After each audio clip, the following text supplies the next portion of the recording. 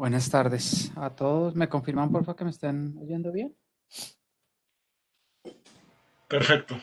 Perfecto, vale. Gracias. Bueno, como les dije ya, la clase anterior terminamos las tres versiones del modelo de Solo. Ya sabemos un poco las implicaciones, lo que, lo que, las implicaciones que resultan del modelo en cuanto a crecimiento de corto y de largo plazo, la hipótesis de convergencia, todo lo que ya abordamos las últimas clases.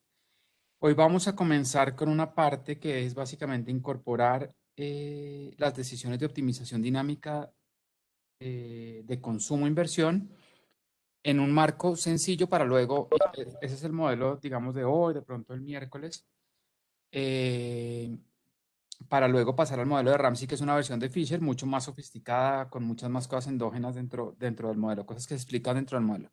Entonces, ustedes probablemente ya en el curso vieron el modelo en otros cursos vieron el modelo de Fisher, pero no importa. Si ya lo vieron, hacemos un repaso y yo obviamente enfatizo lo que necesito luego para retomar en Ramsey, que es importante para que entiendan, digamos, los elementos básicos de optimización dinámica, que los vamos a ver en varios de los modelos que siguen, que son modelos de elección intertemporal, de macrodinámica, pero ya con decisiones óptimas en lo que tiene que ver con consumo y ahorro.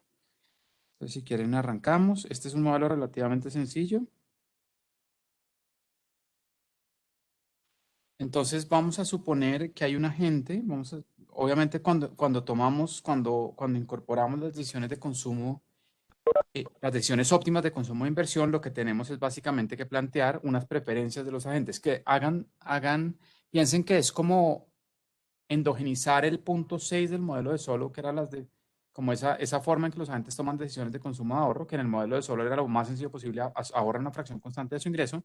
Acá no, acá como los vamos a dejar optimizar, hay que plantear una función de utilidad de los agentes. Entonces, en este modelo vamos a suponer que hay un agente que vive dos periodos, contrario a Ramsey, en donde va a haber un agente que vive T mayúscula periodos, o si quieren infinitos periodos. Acá vamos a ver una versión como sencilla de Ramsey. Entonces vamos a suponer que hay un agente.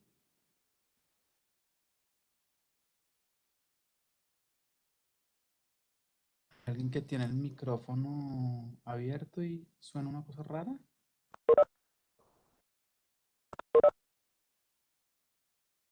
¿Si oyen algo raro ustedes o no?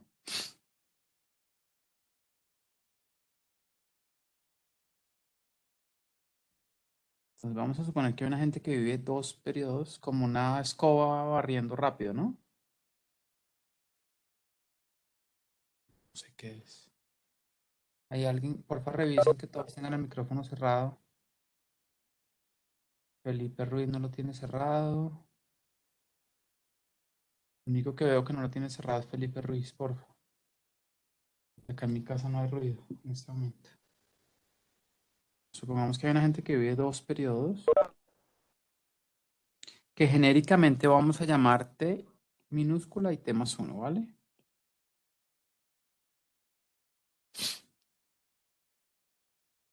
Escucha, ese ruidito está un poquito...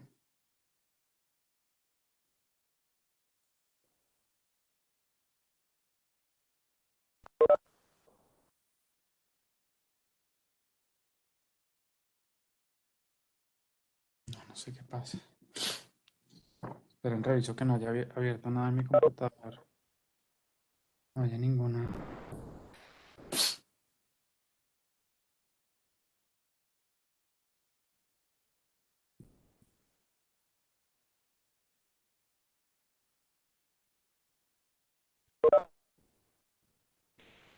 No entiendo qué pasa, vale.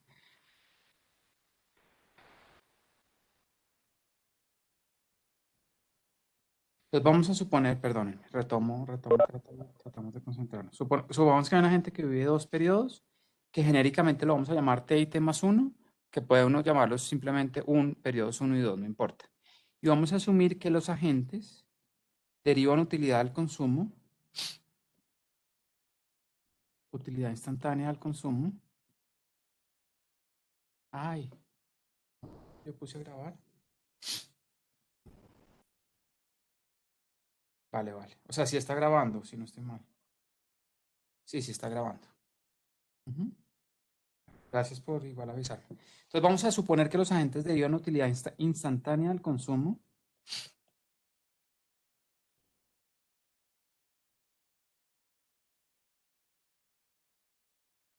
de acuerdo con una función de utilidad.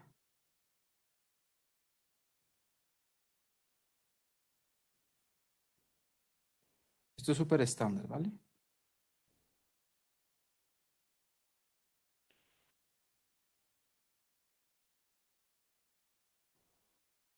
Que cumple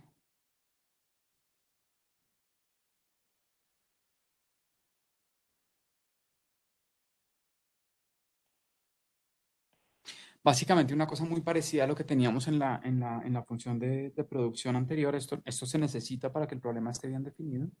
Que cumple que sin consumo no hay utilidad.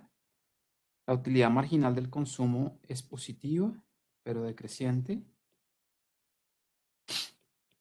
Y se cumplen las condiciones de nada. Es decir, el límite cuando el consumo tiende a cero de la utilidad marginal del consumo es igual a infinito.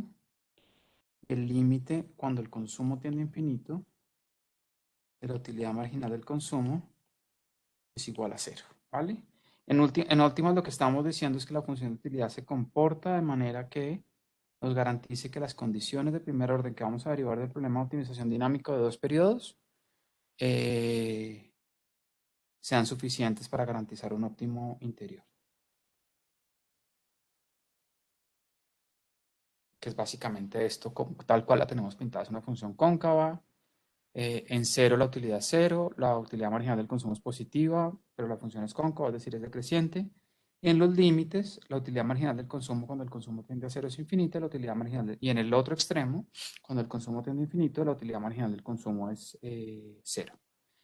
Eso es básicamente lo que vamos a suponer. Y como la gente vive dos periodos, la utilidad que deriva la gente del consumo en los dos periodos, vamos a denotarla por lo siguiente. El agente, este agente representativo, si quieren.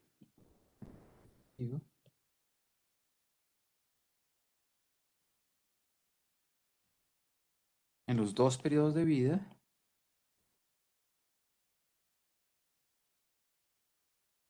vamos a llamarla U mayúscula de CT y CT más 1 es igual a la utilidad que deriva en el primer periodo ponderado por 1. O sea, fíjense que aquí va a ser un tema de una ponderación relativa, más beta por la utilidad que deriva en el segundo periodo. Con lo cual, básicamente lo que estamos diciendo es que beta, que es un parámetro que está entre 0 y 1, vamos a llamarlo el factor de descuento. Factor de descuento. Que lo que quiere decir es lo siguiente, que el agente valora la utilidad que deriva del consumo en el periodo T y en el periodo T más 1. Pero parado en el periodo T, la valoración que le da la utilidad que va a derivar del consumo en el periodo T más 1 es menor que la utilidad que está derivando del consumo instantáneo. Es decir, esto significa que la gente es impaciente.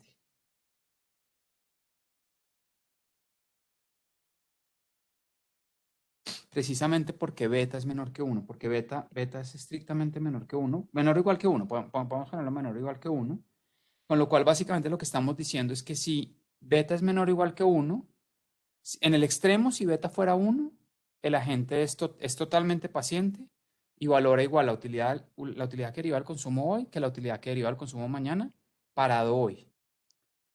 Si beta tiende a cero, quiere decir que la gente descuenta mucho la utilidad futura y valora relativamente a la utilidad presente muy poco la utilidad futura. Entonces, y beta vamos a definirlo como 1 sobre 1 más ρ, donde ρ, que de nuevo es un parámetro que está entre 0 y 1, es la tasa de descuento intertemporal.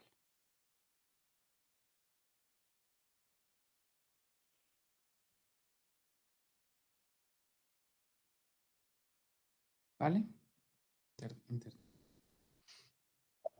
Profe, ¿podría repetir eso, por favor? Lo de que si Ajá. tiende a cero es más impaciente o si tiende a uno, es Sí, que no me quedó claro eso. Qué pena. sí, mire. Fíjese en esta ecuación que voy a resaltar en el recuadro negro, ¿vale? Si usted pone beta igual a 1, quiere decir que este agente, la utilidad que deriva de los dos periodos, la pondera igual. Si usted tuviera U de ct más U de ct más 1. Aquí está parado en el periodo t y está evaluando la utilidad que va a derivar del consumo hoy y que va a derivar del consumo mañana. Si beta fuera 1, es decir, si beta se va al extremo de irse a 1, él no descuenta el futuro, es decir, pondera igual que la utilidad que deriva hoy, la utilidad que le genera el consumo mañana. Si beta tiende a 0, vaya hacia el otro extremo, este agente sol es totalmente impaciente, es decir, ρ infinito, perdón, ahí la embarré, perdónenme. Esto es un parámetro que es mayor que 0.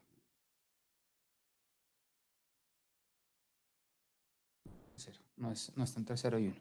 Si ρ fuera infinito, quiere decir que la tasa de descuento intertemporal es infinita, beta se vuelve 0 y este señor solo pondera la utilidad instantánea, la utilidad del consumo hoy, no pondera en nada el futuro.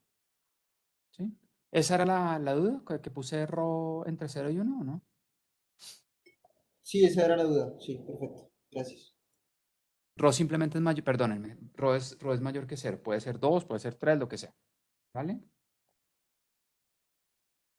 Daniel, Ujú. para que la gente sea impaciente, beta no debería ser estrictamente menor a uno, no menor igual, porque si es igual es indiferente entre el consumo futuro y el consumo presente. Entonces, para que sea No, impaciente, que sea pero menor. podemos permitir que Rho sea igual a 0. O sea, que beta sea igual a 1.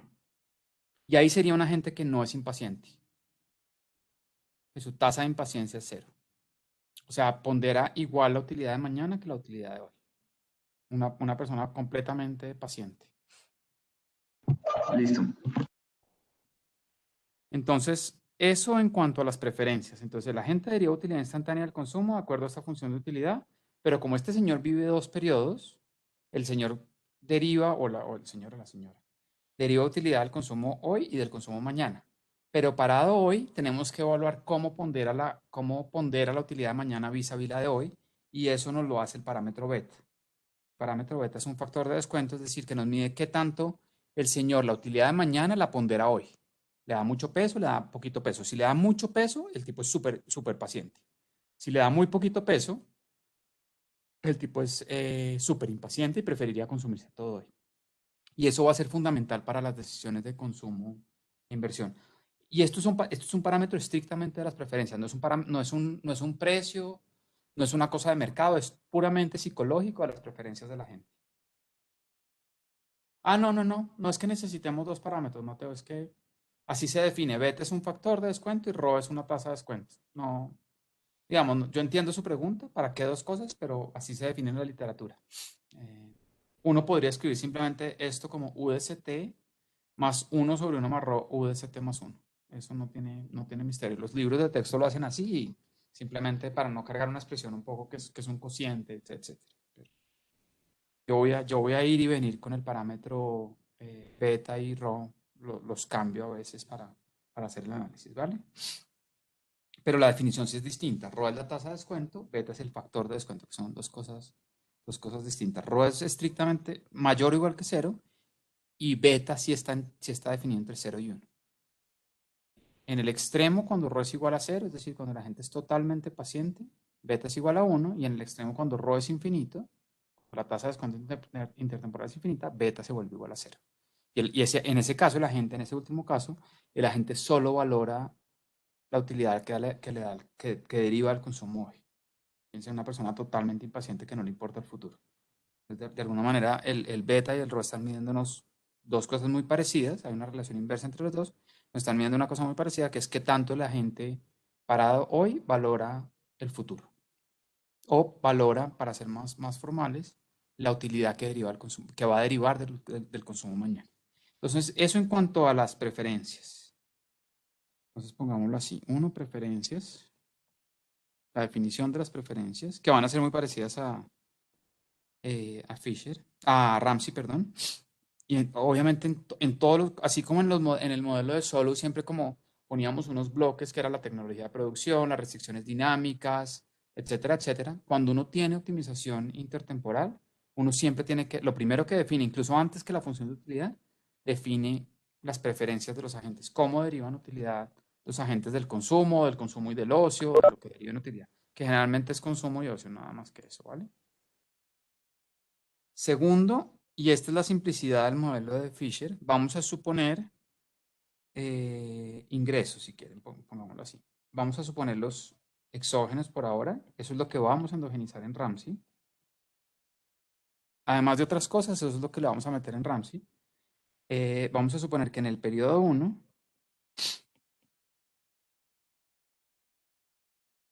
en el periodo T, este agente representativo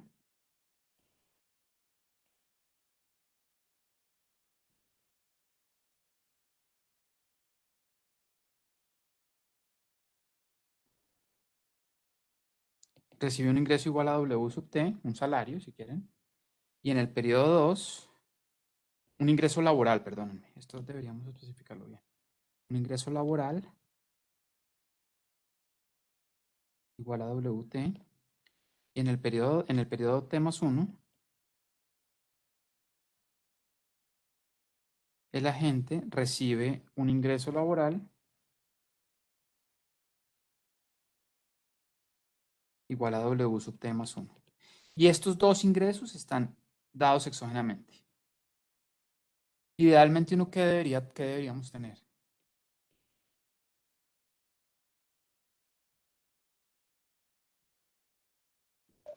Pues la firma y que cierre con precio de mercado. Claro, deberíamos tener una tecnología de producción y un supuesto sobre el funcionamiento de mercados de factores, de donde derivamos que en competencia perfecta el salario es igual a la productividad marginal del trabajo. Entonces endogenizamos un poco los ingresos dependiendo tanto de la fuerza laboral como del nivel de capital de la economía. ¿Qué es lo que hacemos? ¿Qué es lo que vamos a hacer en Ramsey? En este modelo nos demoramos una clase y media, no sé, o 2 clases máximo.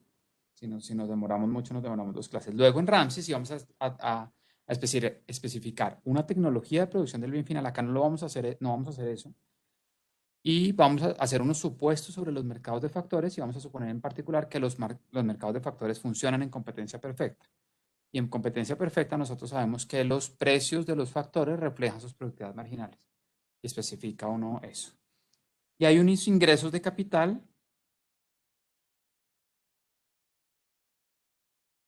del ahorro que vamos a especificar más adelante que son igual a RT, 1 más RT por ST. Donde ST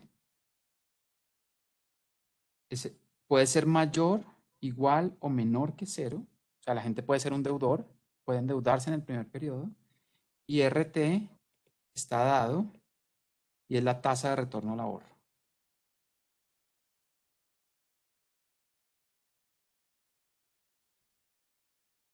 Entonces, fíjense que los ingresos laborales son positivos siempre, pero los ingresos de capital pueden ser negativos. Es decir, el agente puede ser un deudor y tiene que pagar la deuda que tiene. Es decir, ahorita lo van a ver más claro. Si el agente en el periodo 1 decide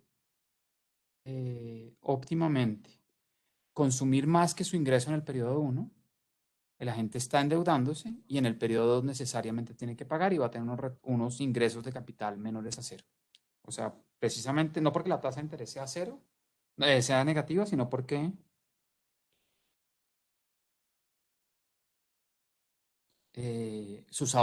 vamos a permitir en principio que no haya restricciones de endeudamiento, es decir, el ahorro puede ser negativo. Tercero, restricciones. Esto ya se empieza a parecer a un modelo de equilibrio general dinámico, pero todavía no es. Ramsey sí va a ser full un modelo de equilibrio general dinámico. Acá no, porque estamos asumiendo este punto 2, hace que el modelo no sea un modelo de equilibrio general dinámico porque no estamos endogenizando precios de los factores de producción, ni precios del bien final, ni nada de eso. Acá, este punto 2 es lo que hace que este no sea un modelo de equilibrio general dinámico, que estamos asumiendo digamos, los ingresos como exógenos, pero es un punto medio para llegar a Ramsey luego. 3, las restricciones Daniel, presupuestarias. Adelante. no alcancé a escuchar bien esa restricción, como el ahorro es menor a cero, o pues qué es lo No, que pues, está escrito ahí. perdón, la escribo bien. Ese sub T puede ser mayor, igual o menor que cero. Ah, ¿Vale? listo, Y gracias. esto lo que quiere decir, mayor que cero es que la gente puede ahorrar, obviamente, pero menor que cero significa que la gente puede endeudarse. Ahorro negativo es endeudamiento, ¿vale? Eso es lo que quiere decir ese menor que cero. O puede simplemente consumir en el periodo 1 su ingreso y consumir en el periodo 2 su ingreso y no ni ahorrar ni endeudarse, ¿vale? Ese es el punto. Ahorita este punto va a quedar un poquito más claro cuando dibujemos la restricción presupuestal. Entonces, las restricciones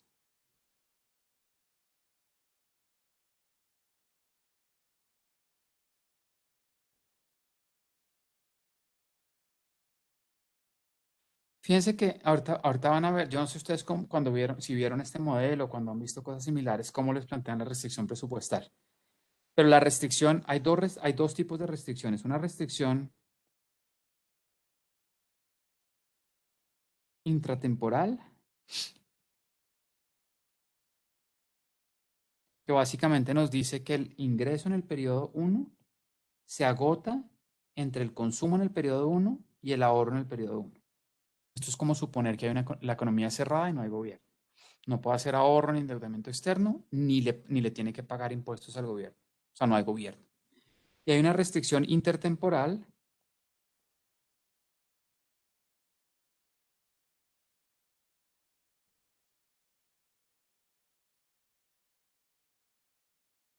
que básicamente lo que dice es que el consumo en el periodo 2, en el periodo T más 1, es igual a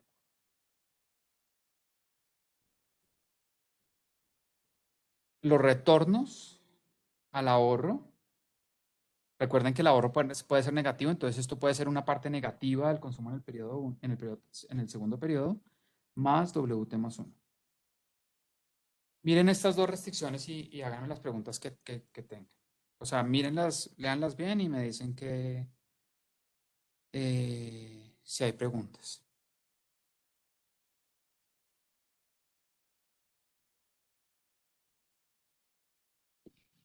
Daniel, Dale. pues WT representa el ingreso laboral. WT es el ingreso laboral en el periodo 1 y es exógeno. No me queda muy claro porque el consumo y el ahorro determinan el ingreso laboral. No es que lo determine. Fíjate, lo que estamos diciendo en esta primera restricción, en la restricción intratemporal, es que el ingreso del periodo 1, que es exógeno, nada lo determina, es exógeno, no lo dan. Ok, sí. Se agota entre Igual. consumo y ahorro.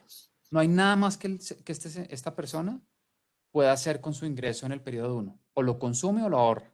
Que en otras palabras, si quieren en español, lo que dice esto es que la economía es cerrada y no hay gobierno. Es similar al supuesto 5, creo, en el modelo de Solo. O sea, este señor no tiene que pagar impuestos, ni puede endeudarse por fuera o ahorrar por fuera. Esto es o consume o ahorra internamente. No puede hacer nada más con su ingreso. No es que CT y ST determinen el ingreso laboral en el periodo 1, sino que los dos usos de WT, del ingreso en el periodo 1, son o lo consume o lo ahorra. No puede hacer nada más con eso. ¿Vale? ¿Sí entendiste, Catalina? Sí, Daniel, sí, gracias. Daniel, una pregunta, pero entonces, en base a ese supuesto, no se podría endeudar entonces, o sea, en el supuesto 2 que decimos que puede ser negativo, no se podría Claro. dar, No, o sí se sí. puede endeudar. Lo que pasa es que si se endeuda, ese sub T es menor que cero y esta parte que voy a señalar y ya borro sería negativa. Que en otras palabras, César Felipe es el que está preguntando, ¿cierto? Que en otras palabras, fíjese que si el ahorro fuera negativo, el consumo en el periodo 2, en el periodo T más 1, sería el ingreso que tiene menos lo que tiene que pagar por haberse endeudado en el periodo 1, que es cuánto se endeudó más la tasa de interés que tiene que pagar. Sí, sí, no entiendo, sino, o sea, mi pregunta iba más a que, pues como no hay, es una economía cerrada sin gobierno, o sea, ¿con quién se endeuda? O sea, Ah, sí, no. Por es eso lo no que es un estaba por eso no diciendo. es un modelo de equilibrio general, porque no hay todavía, no hay agentes heterogéneos, etcétera. Uno tendría que, entiendo su pregunta, entiendo su pregunta. Acá estamos suponiendo que hay un mercado financiero que le presta, pero no lo estamos modelando explícitamente, ¿vale? Su pregunta Ah, es ok, válida, ok. ¿vale? Ujú. Vale, listo. Y este es un modelo de equilibrio parcial por ahora, porque no, digamos, no es equilibrio general, porque precisamente no estamos determinando las fuentes de los ingresos tanto laborales como de capital, es decir, WT y RT, la tasa de interés, que obviamente ya lo habíamos hablado antes, que es endogenizando la función de producción y suponiendo que los mercados de factores están funcionan en competencia perfecta, los precios de mercado de esos dos factores reflejan sus productividades marginales. Eso no lo estamos endogenizando todavía. Estamos suponiendo que los ingresos son exógenos. Tanto los de capital como ingresos o egresos de capital o los ingresos laborales que si son puros ingresos son positivos. ¿Vale? ¿Ustedes este modelo ya lo habían visto en alguna macro o no? Sí, en macros lo vimos, no tan como así como específico, pero sí lo vimos un rato. Vale. Yo lo voy a dictar súper desarrollado para que entiendan cada parte, porque Ramsey es un poquito tan complicado que es bueno, yo me he dado cuenta que es bueno saber Fisher para entender los conceptos fundamentales de la optimización dinámica para luego meterle digamos, todos los juguetes de optimización dinámica. Este es súper sencillo, se los prometo que es súper sencillo, pero es bueno verlo así. Y fíjense que como yo supongo, ¿quién me respondió ahorita? Catalina, ¿cierto? Sí, Fíjense que si combinamos esas dos restricciones, la intratemporal, pucha, espérense que yo esto lo tengo numerado. Entonces, esta la vamos a llamar la ecuación 1. No se me pase a hacer esto. La ecuación 2 esta. Ecuación 3 esta. Y fíjense que combinando 2 y 3, para que ustedes sepan bien cómo se hacen cuáles son los pasos.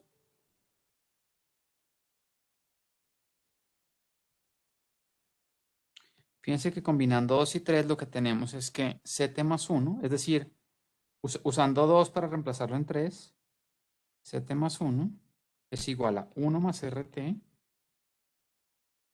por ST, que es, fíjense, de la ecuación 1, ST es WT menos CT más WT más 1. ¿Vale? Entonces, fíjense que esta ecuación, haciendo una manipulación súper sencilla de esta ecuación, a lo que llegamos es probablemente a lo que ustedes, a lo que algunos libros de texto o algunos cursos plantean de una como esta, siendo eh, la restricción presupuestal.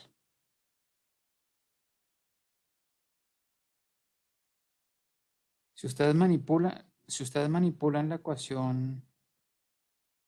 las ecuaciones 2 y 3, llegan a esto.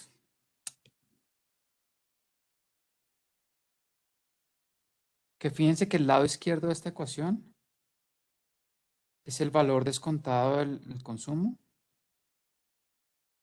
descontado obviamente por la tasa de interés.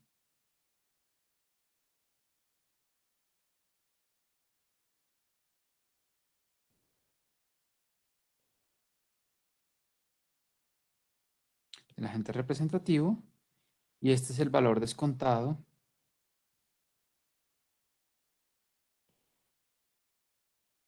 del ingreso. Fíjense que esto, en últimas, cuando esto aparezca en Ramsey, ¿esto cómo se podría explicar en palabras más sencillas? ¿Cómo resumirían ustedes esta restricción que se deriva que está acá en este recuadro, que es la ecuación 4. ¿Cómo la interpretarían ustedes? ¿Cuál es una forma de interpretar esta ecuación 4?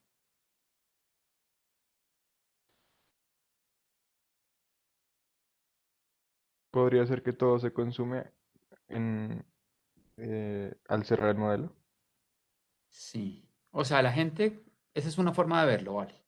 Que la gente, si usted trae valor presente con la tasa de interés, el ingreso de hoy y el ingreso de mañana traído valor presente con la tasa de interés, se lo consume todo, entre hoy y mañana, entre el periodo T y el periodo T más 1.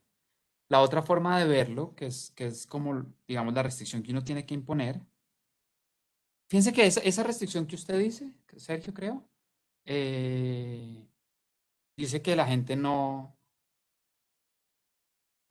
déjenme ponerlo así porque perdón la palabra, la gente no es estúpido y se consume todo su ingreso. O sea, cuando se muere no deja ingreso, no deja ingreso, ¿vale? Pero ¿cuál es la forma que realmente tenemos que imponer? O sea, la que usted me está diciendo, Sergio, es esta.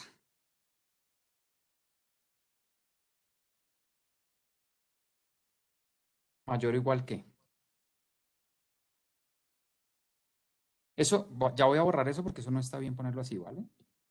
Por ese lado usted me lo está diciendo así. Pero realmente, ¿cuál es la restricción que uno tiene que imponer?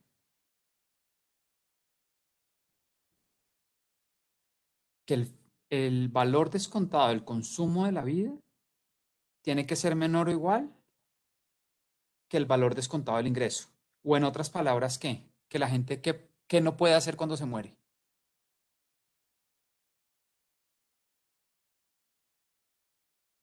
¿Tener una deuda? Morirse endeudado, exacto. Que es una restricción que en la literatura se conoce como una restricción de no Ponzi. Es decir, que la gente no puede coger y endeudarse al infinito y morirse endeudado, porque si no todos los agentes decidirían, obviamente, consumir infinito. Ir al sistema financiero y decir, denme plata que yo segurísimo voy a pagarles esa plata, ¿no? Pues el sector financiero no es bruto y no le va a prestar a ese agente, ¿vale? Simplemente esta restricción, más el supuesto de que los agentes no son estúpidos, dice que esto se cumple con igualdad. ¿Por qué se cumple con igualdad? Porque fíjense que en la función de utilidad, si metiéramos motivos de herencia, por ejemplo, y metiéramos que en la función de utilidad este señor deriva utilidad del consumo de sus hijos, estaríamos introduciendo en el modelo un motivo de herencia, un motivo para dejar plata después de morirse, de dejar recursos después de morirse, para que sus hijos reciban un capital inicial al comenzar su vida. Que eso existe, esa literatura es súper amplia, súper amplia. Pero acá estamos asumiendo, no, esta gente no tiene, pues no tiene hijos, no tiene ningún motivo para dejar plata cuando se muera, y entonces la restricción en últimas termina siendo una restricción en donde el flujo, el valor descontado del consumo de la vida de la gente representante de este agente es igual al valor descontado de su ingreso. O sea, se consume todo el ingreso a lo largo de su vida y tiene que escoger cuándo se lo consume, hoy o mañana. ¿Y eso de qué depende? Pues de una decisión óptima que depende de la tasa de interés y de su tasa de impaciencia, que en últimas termina siendo también un tema de la curvatura de la función de utilidad. Cuando ustedes vieron este modelo en Macro 2, ¿derivaron esta ecuación 4, les pusieron esta ecuación 4 directamente o la derivaron de ecuaciones como la 2 y la 3?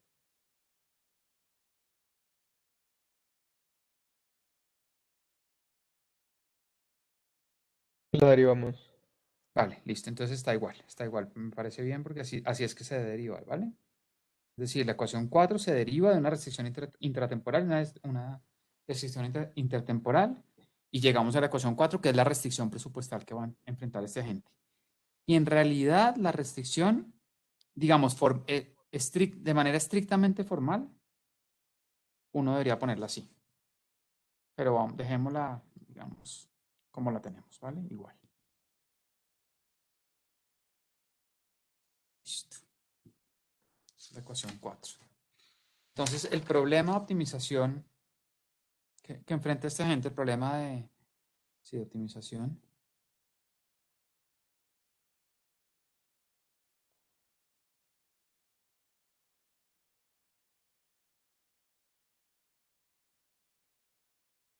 de las decisiones de consumo y ahorro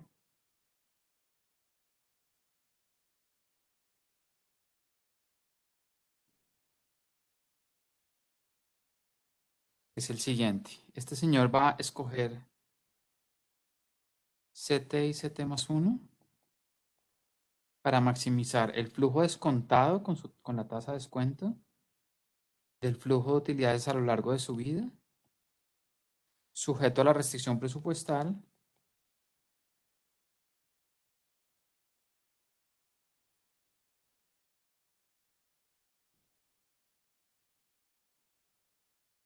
que tenemos arriba, la ya derivada de las dos ecuaciones.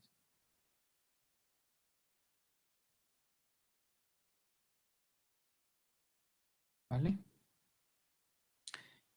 Entonces fíjense que este es un problema bien planteado con una función objetivo cóncava y una restricción que es lineal, eso no tiene ningún problema. Entonces planteamos el lagrangiano en función de CT y CT más 1. El resto son parámetros, WT, RT, beta, etcétera, son parámetros.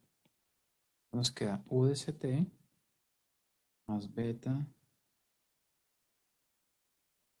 de CT más 1 más lambda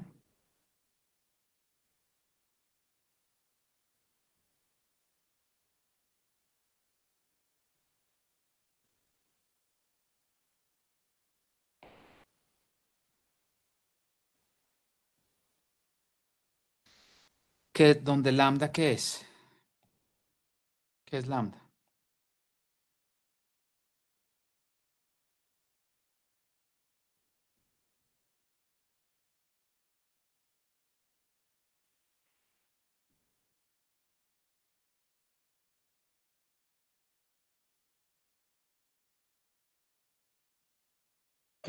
La utilidad por unidad de salario De ingreso, exacto. de ingreso. Pero de ingreso de la vida, ¿no? De ingreso de toda la vida, es decir, del ingreso descontado al momento presente, ¿vale?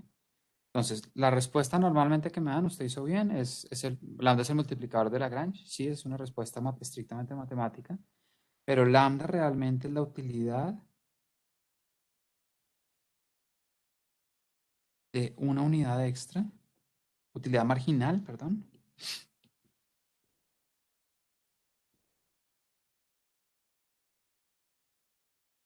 de una unidad extra.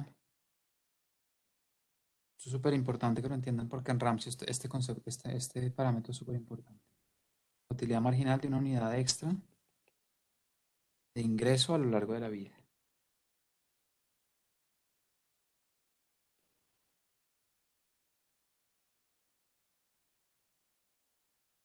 Es decir, de una unidad extra de este objeto.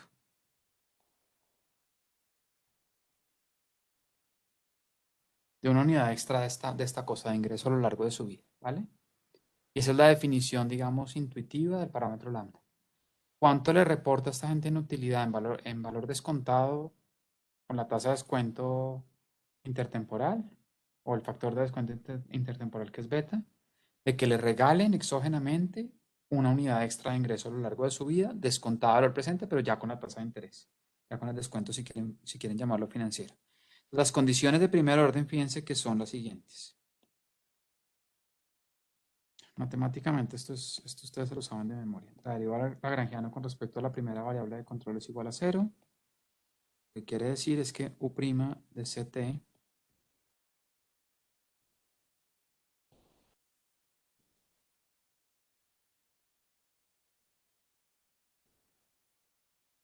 y la derivada del lagrangiano con respecto a la segunda, al consumo en el periodo T más 1, es así.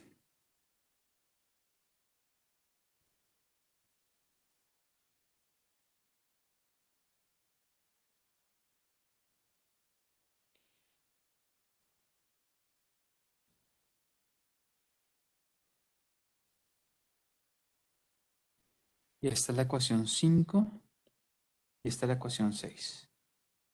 ¿Cuál es la interpretación de la ecuación 5 en términos intuitivos y económicos?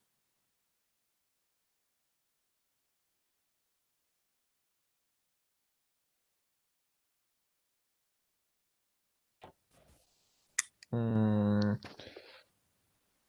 que...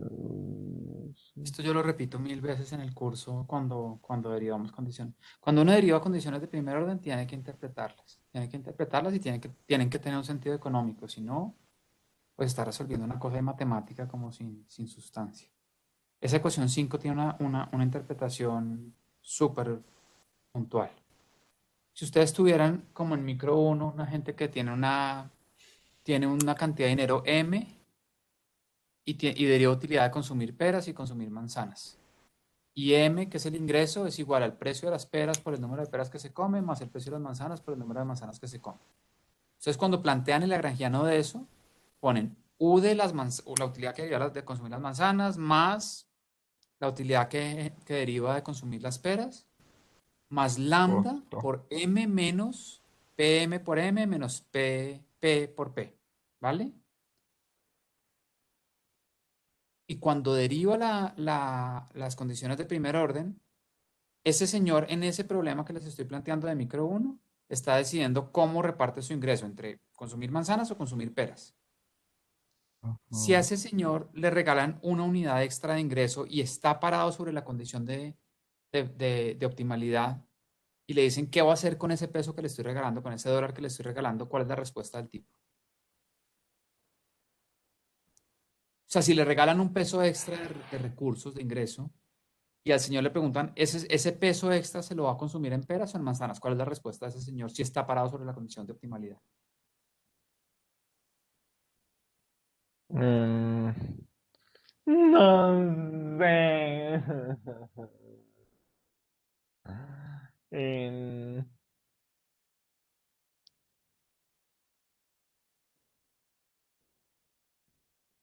¿Cuál es la, No sé.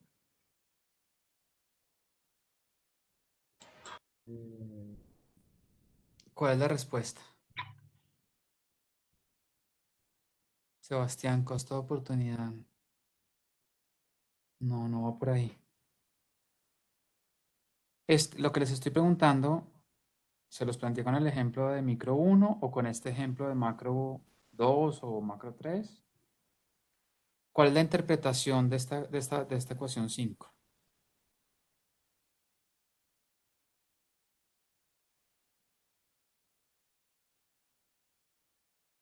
No, de acuerdo, Sebastián, pero en esa condición en esa condición 5, ¿es una condición de qué? En el problema de peras y manzanas, que es un problema de micro 1, pues lo más sencillo que uno puede plantear de micro, y a este señor le regalan una unidad extra de M de ingreso, y está parado sobre la condición de optimalidad que deriva de un lagrangiano, y le dicen, le regalamos un peso extra de recursos, de ingreso. ¿Qué va a hacer con ese peso? ¿Va a consumírselo en peras o en manzanas? El señor, ¿qué responde? De nuevo, esa es la pregunta.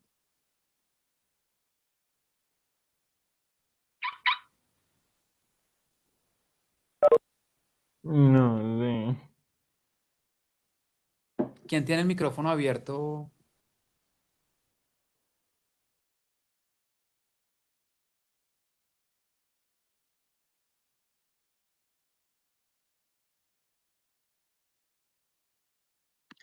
Pues Daniel, en ese ejercicio de micro depende de cómo sea su función de utilidad. Entonces, por ejemplo, si los bienes son sustitutos, tendría una solución de esquina.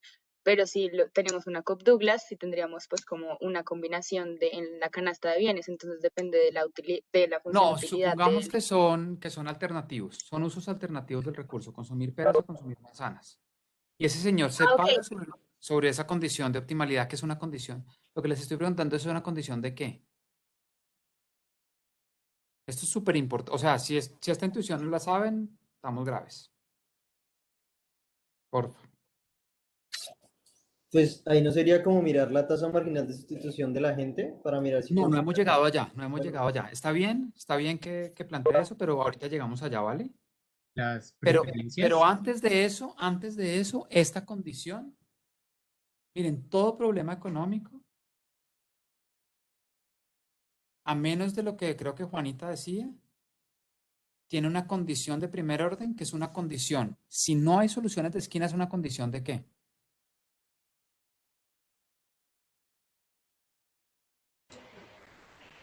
¿De no satisfacción? No, no, no.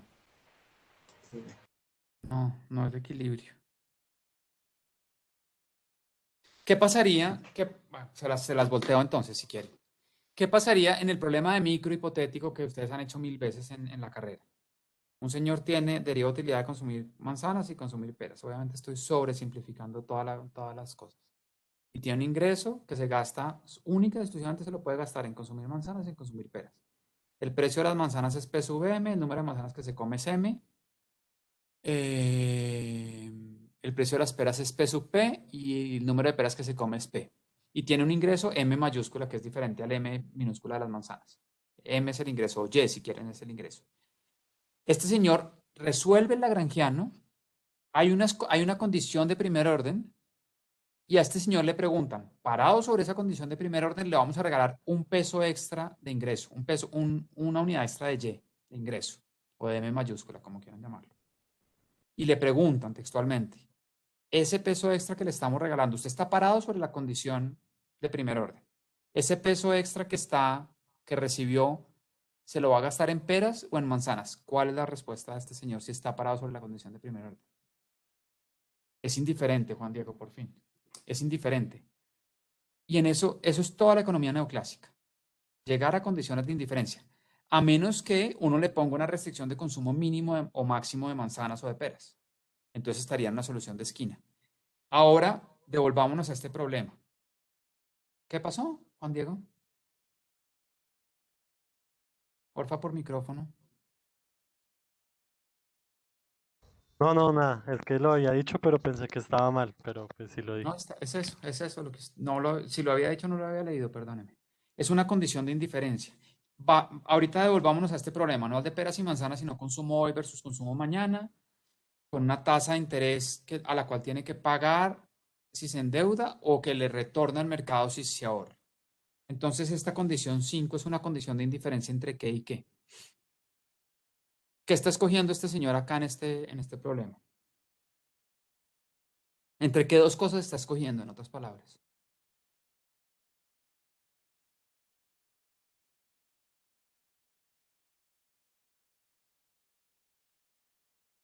Entre LT y LT más uno. Más fácil que es entre consumir hoy y consumir mañana, o en otras palabras, entre consumir y ahorrar, ¿cierto? Sí. Listo. Entonces, esta es una condición de indiferencia, perdón, entre qué y qué, entre consumir y ahorrar. Una condición de indiferencia.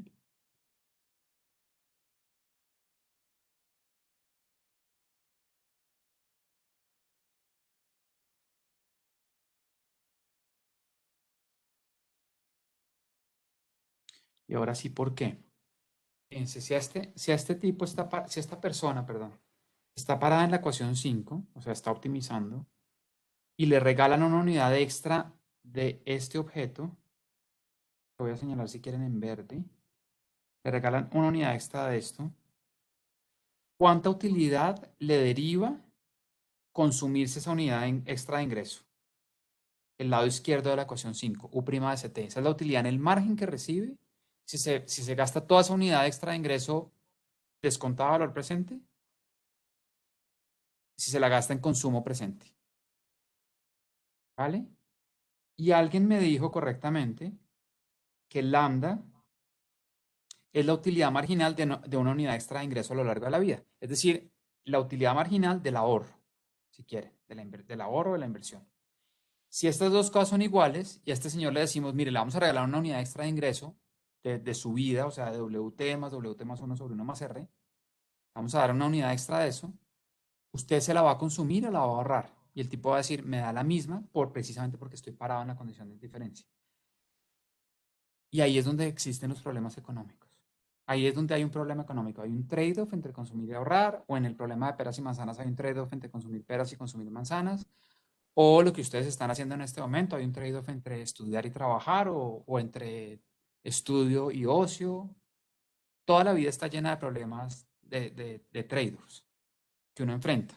Hago esto o hago lo otro, y uno escoge entre alternativas que tienen un costo de oportunidad. Cada alternativa tiene un costo de oportunidad. Si ustedes hoy están conectados a esta clase, el costo de oportunidad es estar, no sé, descansando, haciendo algún deporte que les gusta, o viendo una serie de Netflix, o conversando con amigos, o trabajando. Si están optimizando y ustedes les dicen, ¿qué va a hacer con esa unidad extra de tiempo que le vamos a regalar? Ustedes dicen, voy a ser indiferente, soy indiferente entre ver una serie de Netflix o ir a la clase. ¿Por qué? Precisamente porque están optimizando. Y uno permanentemente, pues la economía supone que uno permanentemente está optimizando, a menos que qué, a menos que qué tipo de cosas existan o le imponga uno por fuera este modelo.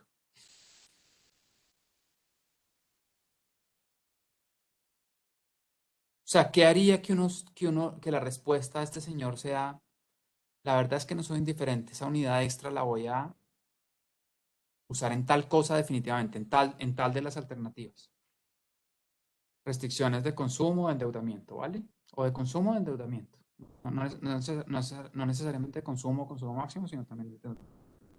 Que la vamos a ver ahorita, que es una restricción presupuestal que, por ejemplo, no le permite a este agente endeudarse. Que sí es una restricción de consumo máximo, ¿vale? Que una condición, más formalmente, es una condición de no endeudamiento. O sea, la más sencilla es, usted no se puede endeudar. Lo máximo que puede consumir en el periodo 1 es su ingreso del periodo 1. Nadie le va a prestar plata. Otra, una más suave es, esa es como la más extrema.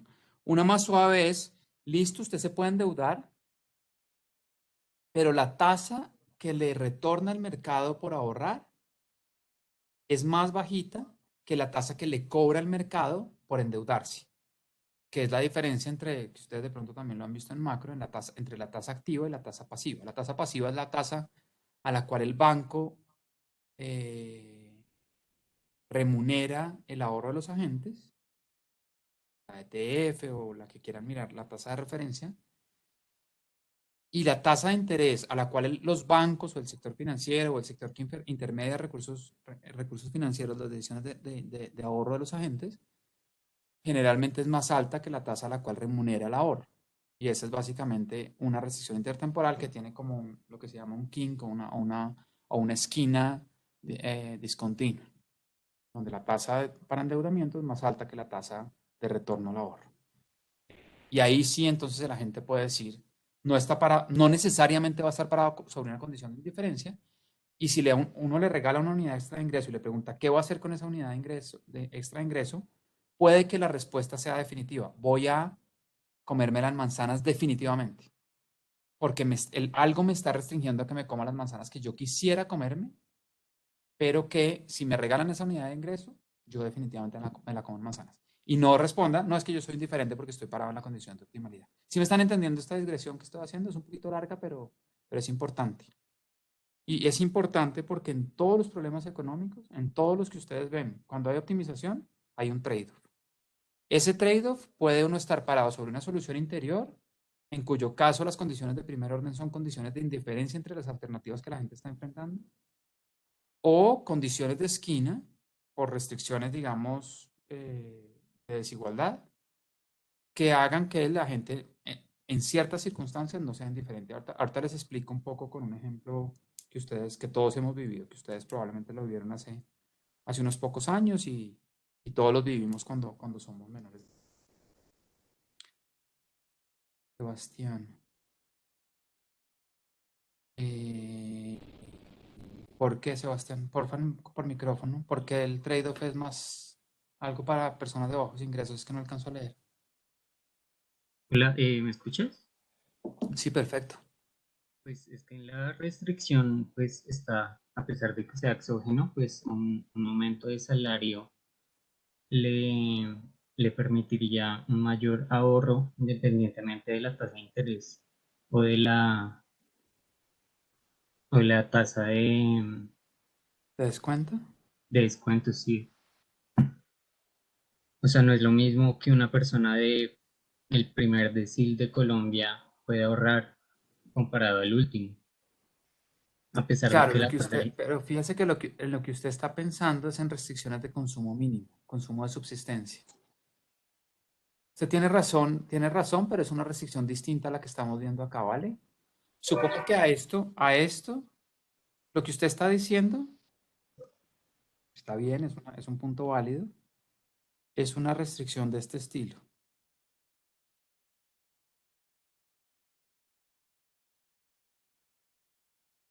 Creo que si le estoy entendiendo bien. Pues sí, o sea, mi punto es Algo que así, no algo como lo que solamente, puse en rojo ahí, Sebastián. ¿Si es eso en lo que está pensando? sí, como que la libertad de escoger entre ahorrar o no, no es la misma para gente de altos ingresos a de bajos ingresos. En especial porque las primeras unidades de consumo, pues, según la gráfica, Ujú. em, la pendiente, la derivada, pues es más alta para los bajos ingresos. Para bajos niveles de consumo. Eso, para ¿Sí? bajos niveles de consumo, pero pues bajos niveles de consumo significa bajos ingresos, porque si yo gano Claro, más, pero pues no, está bien, su respuesta está bien, pero eso implicaría pensar en agentes heterogéneos con desigualdad del ingreso, que hay cientos de modelos de estos con desigualdad del ingreso y estudia las implicaciones de la desigualdad sobre las decisiones de consumo y ahorro, que es en lo que usted está pensando, o una cosa más sencilla, sin asumir agentes heterogéneos, es decir, desigualdad de ingresos, imponer esta restricción que está en rojo, es una restricción de consumo mínimo. Puede ser la que sea la tasa de interés. A este agente le pueden decir, mire, le ofrezco las tasas que ofrecía DMG, este tipo David Murcia del esquema de piramidal. Le ofrezco 300% de retorno a su ahorro. Entonces la gente decidiría, yo no consumo nada hoy. No consumo nada hoy porque el mercado me está remunerando tanto por dejar de consumir, es decir, por ahorrar, que yo no consumo nada hoy. Si le metemos esta restricción, el agente solo no puede dejar de consumir menos de 1.800 calorías al día. No sé, el consumo de subsistencia, si quieren, para poder vivir. Y ahí uno tendría una solución, podría potencialmente tener soluciones de esquina si lo que usted está diciendo, Sebastián, que es correcto, hay ingresos relativamente bajos. Eso es cierto, ¿vale? Eso es cierto. Pero no estamos asumiendo eso, no estamos asumiendo agentes heterogéneos, nada de eso, ¿vale? Los ingresos están dados y hay un solo agente representativo que recibe esos ingresos WT y WT más uno. Listo. Y esta segunda ecuación, ¿qué es? Cuando vieron este modelo en Macro 2, esta se puede interpretar como qué? Como una versión preliminar de qué ecuación.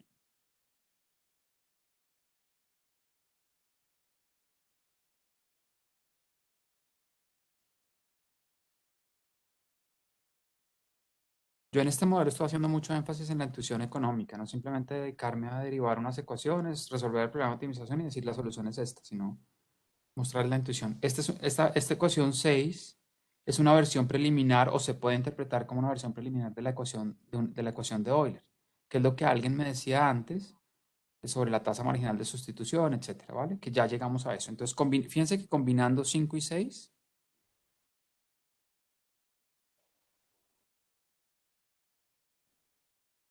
combinando las dos condiciones de primer orden, que tenemos es lo siguiente. U' de Ct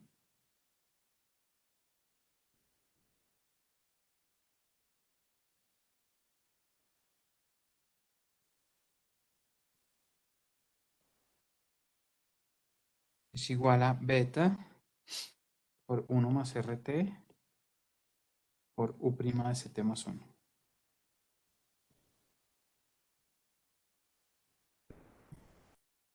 Ct más 1. Que reordenando esta ecuación, a lo que llegamos es que a que U' de Ct sobre beta U' de Ct más 1 es igual a 1 más Rt. Que esta sí es lo que ustedes conocen normalmente como la ecuación de Euler.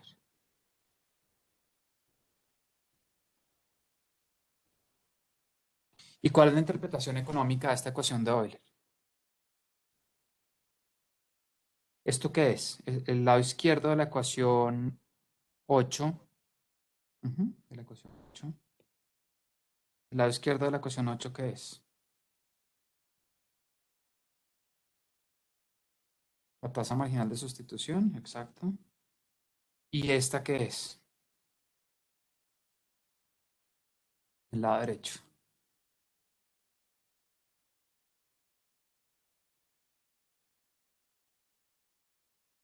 No sé si lo han visto así. Esto se llama, sí, es la relación de precios, pero se llama la tasa marginal de transformación.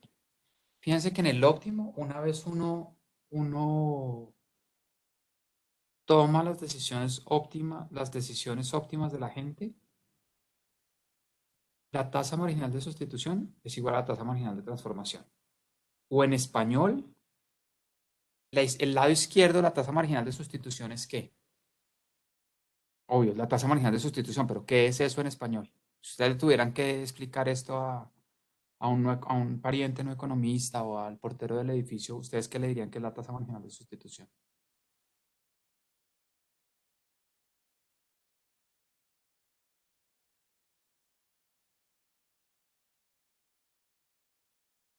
En términos sencillos y prácticos. Pues es como lo que yo estoy dispuesto a sacrificar de consumo de un bien por consumir una unidad más del otro. Sí, y acá los dos bienes son consumo hoy y consumo mañana, fíjate. Es ¿cuántas unidades de consumo mañana le tengo que dar a usted para que sacrifique una unidad de consumo hoy? Y la respuesta del señor portero del edificio va a ser, si yo le sacrifico un almuerzo hoy, me tiene que dar 1.1 almuerzos mañana. Esa es la tasa marginal de sustitución. ¿Vale? Y eso es una cosa psicológica. ¿Y el lado derecho qué es? Si usted, no estamos hablando de consumo, sino de recursos. Si usted pone una unidad extra de recursos en el sistema financiero, ese sistema financiero se lo transforma en recursos mañana a una tasa 1 más R. Le devuelve lo que invirtió y además le paga una tasa de retorno RT, que es positiva. En el óptimo, la tasa a la cual los agentes están dispuestos a transar consumo hoy por consumo mañana, en el óptimo es exactamente igual a la tasa a la cual el mercado está dispuesto a transformarle recursos financieros o físicos hoy por recursos físicos o financieros mañana. Y esa es la condición de optimalidad. Esta es la verdadera condición de optimalidad del modelo. La tasa a la cual los agentes están dispuestos a transar consumo hoy por consumo mañana es exactamente igual a la tasa a la cual el mercado está dispuesto a transformarle recursos hoy por recursos mañana. Si no pasara eso, ¿en qué situación estaríamos? Supongan que esa condición de la ecuación de Euler, que es la ecuación de Euler, no se cumpliera. ¿Qué haría la gente? Supongamos que escojan ustedes cuál lado es más grande que el otro. Supongan que el 1 más RT es mayor que la tasa marginal de sustitución, o sea, que la tasa marginal de transformación es mayor que la tasa marginal de sustitución. Esta sí es una condición de equilibrio, ¿no? Esta sí es una condición de equilibrio. Si 1 más RT es mayor que la tasa marginal de sustitución, o en otras palabras, con el ejemplo del portero del edificio, ustedes le cogen al tipo y le dicen, mire, un almuerzo vale 10.000 pesos. ¿Cuánta plata le tengo que dar yo mañana para que usted sacrifique ese almuerzo? Para que me dé esos, psicológicamente, ¿cuántos almuerzos le tengo que dar mañana de valor 10.000 pesos para que usted me sacrifique el almuerzo de hoy? Y el portero le responde, en mi descuento psicológico usted me tiene que dar 1.1 almuerzos, o sea, 10% más mañana para que yo le sacrifique el almuerzo de hoy. ¿Sí? Que eso no es un portero, eso es uno en el colegio cuando está comprando las onces y con la plata que le dieron los papás. De repente se le acerca un amigo y le dice, oiga, a mí se me olvidó la plata, ¿usted está dispuesto a sacrificar la plata de las onces hoy por onces mañana? ¿A qué tasa descuenta eso usted? Y uno le dice, si le doy 10.000 pesos hoy, usted me tiene que dar 11.000 pesos mañana. Esa es la tasa marginal de sustitución, ¿vale? Supongan ustedes que el portero les dice, o el amigo del colegio les dice, mi tasa marginal de sustitución es 1.1. Usted me tiene que dar 1.1 lo que yo le dé hoy en unidades de consumo. Y supongan que la tasa a la cual el mercado remunera es 1.5, 50%, no sé, una loca, 50% de retorno. ¿Qué pasaría?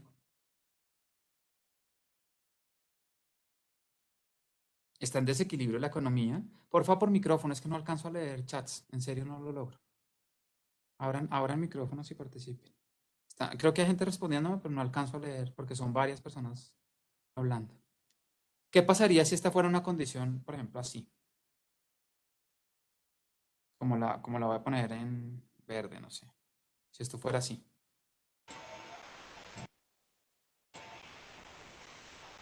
La gente prefiere ahorrar. La gente prefiere ahorrar y entonces, ¿qué pasa con la tasa de interés? Cuando más gente ahorra, ¿la tasa de interés sube o baja? Baja. Baja. Baja. Entonces, el mercado se equilibra y baja la tasa de interés. ¿Hasta dónde? Hasta que se vuelva, perdón, hasta que se vuelva esta cosa negra. ¿Qué pasó? Ya, hasta que se vuelva esta cosa negra. En equilibrio, la tasa marginal a la cual los agentes en una economía están dispuestos a sacrificar consumo hoy por consumo mañana en sus cálculos psicológicos es exactamente igual a la tasa a la cual el sistema productivo transforma recursos hoy en recursos mañana. ¿Vale? Si eso está en desequilibrio, hay un precio que se ajusta, que es la tasa de interés. Psicológicamente los agentes no se ajustan. Eso no pasa. Digamos, no es que los agentes ajusten su tasa de descuento, eso es un parámetro, la tasa de descuento. Lo que sí se ajusta son los precios, todo se ajusta vía precios. Y si, por ejemplo, el mercado estuviera remunerando más que la tasa marginal de sustitución, seguramente el amigo que le va a prestarnos la plata para las 11 o el portero diría, no, yo no, si el mercado está remunerando más, yo hoy pongo más bien la plata en el sistema financiero. No sustituyo consumo hoy por consumo mañana, ¿vale? Hasta el punto en el cual la tasa de interés baja un punto en el cual la tasa marginal de sustitución es igual a la tasa marginal de transformación. Fíjense que todas estas ecuaciones tienen una intuición súper sencilla y son condiciones de equilibrio, de indiferencia. Esos son los dos conceptos básicos en economía neoclásica. Equilibrio e indiferencia. En equilibrio, nadie debería estarse moviendo a ahorrar más o ahorrar menos, o a consumir más o a consumir menos. En equilibrio debería estar pasando esto, que la tasa marginal psicológica de sustitución entre consumo hoy y consumo mañana sea exactamente igual a la tasa marginal a la cual el sistema productivo, a través de inversiones en capital, transforma recursos hoy en recursos mañana. ¿Vale? Y esa es la condición de equilibrio, que es la ecuación de Euler.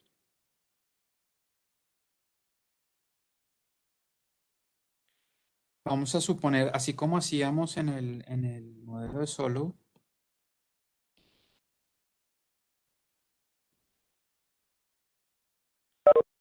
vamos a suponer en el caso logarítmico,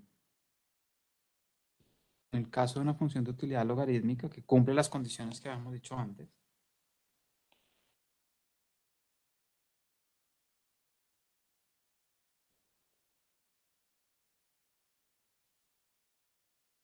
que fíjense que esta función de utilidad cumple las condiciones que impusimos sobre la función de utilidad, entonces tenemos que la ecuación de Euler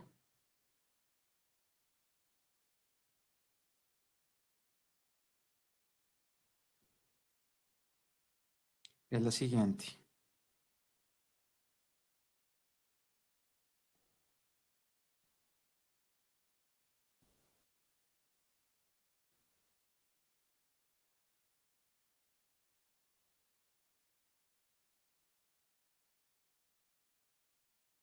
Con lo cual, fíjense que entonces Ct más 1 es igual a beta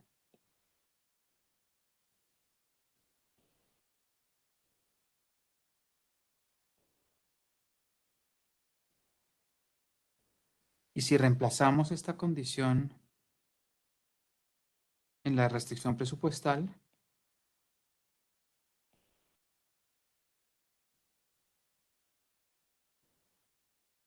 lo que tenemos es lo siguiente, que Ct más Ct más 1, que fíjense que Ct más 1 es la condición de optimalidad. En el caso donde tenemos una función de utilidad logarítmica es beta por 1 más RT Ct. Esto es la condición de optimalidad, esto es Ct más 1.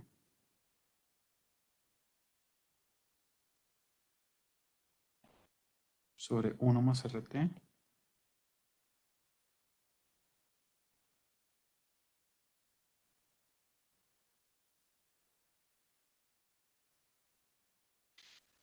Entonces lo que tenemos es que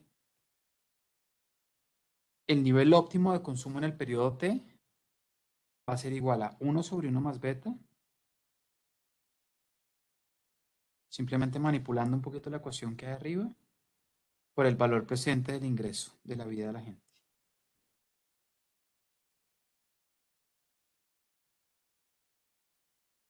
Y ST, el ahorro, estas son ya digamos, la solución analítica con una función de utilidad logarítmica. ST es igual a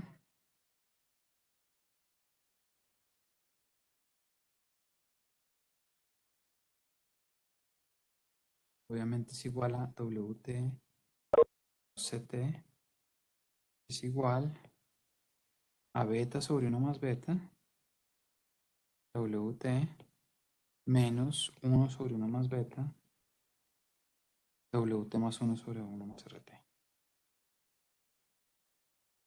Y estas son las dos, digamos, la solución analítica para si tenemos un problema con una forma funcional de la función de utilidad, que es una función de utilidad logarítmica.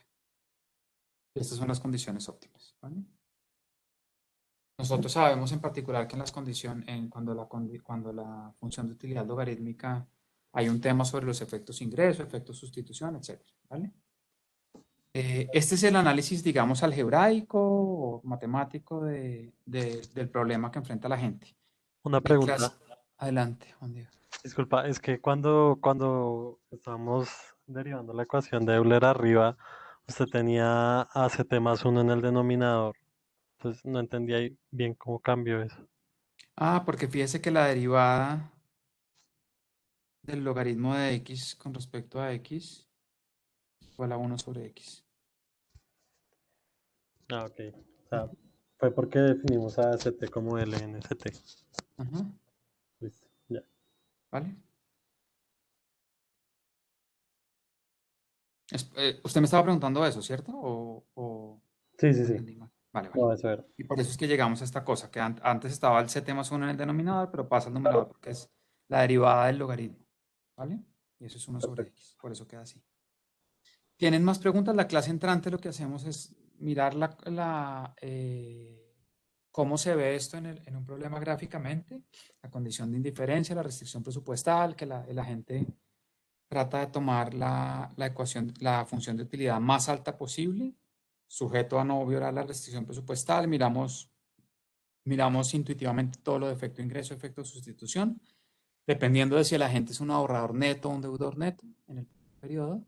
Y miramos cómo cambios en la tasa de interés afectan las decisiones de consumo hoy versus consumo mañana.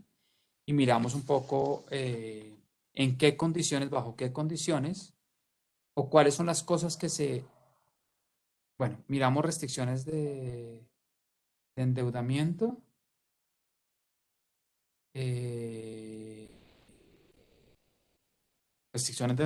perdón, y miramos también cuáles son las condiciones que se deben cumplir para que la gente sea un deudor neto o un ahorrador neto. En particular, vamos a mirar bajo qué restricciones paramétricas el agente prefiere ser un deudor neto, es decir, consumir en el primer periodo más que su ingreso presente. Mateo, ¿una pregunta tiene? Mostrar qué, Mateo, perdón. La última parte de la álgebra que no alcancé a escribir. ¿Acá? Sí.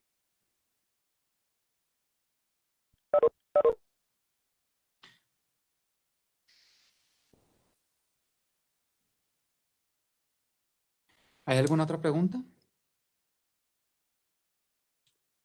Vale, entonces nos vemos la próxima clase. Nos vemos el miércoles, ¿vale? Que estén muy bien todos. Chao. Gracias. Gracias, Daniel. Chao, que estén bien. Gracias, Daniel. Chao, chao. Gracias, Daniel.